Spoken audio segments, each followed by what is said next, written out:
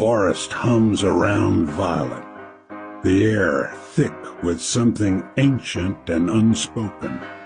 The trees no longer whisper, they watch, waiting for her to understand. The mist shifts, swirling around her feet, revealing the three remaining shadows. They do not move, they do not speak, yet she feels them. Each one holds a piece of her past, her pain, her truth. Leora steps beside her, her silver antlers glowing softly. She does not guide her forward this time.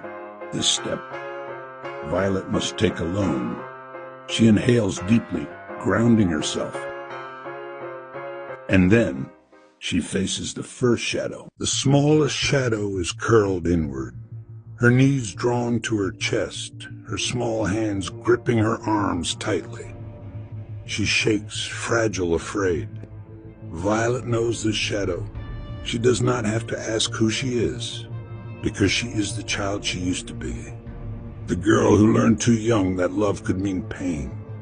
The girl who was afraid to speak, afraid to cry, afraid to be anything other than what she thought she had to be to survive. You're me.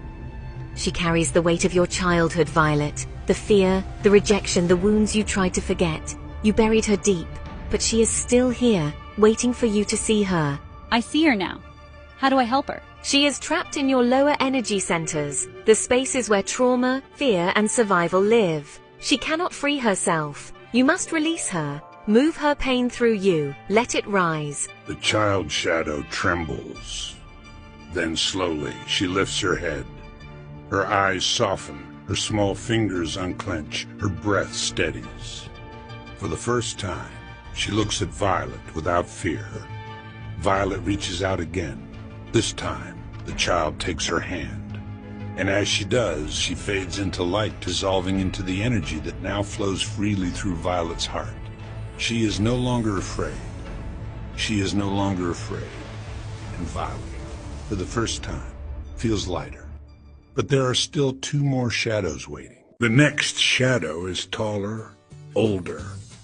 Her shoulders sag under an invisible weight, her posture weary, her breath slow and shallow. Not from lack of sleep, but from years of carrying what was never hers to hold. She is the part of you that has carried too much. Too many responsibilities, too many expectations, too many wounds that were never meant to be yours. I had no choice. You thought survival meant carrying everything alone. But strength is not in the weight you bear, Violet. It is in knowing when to let go. But if I let go, who am I? She exhales, and as she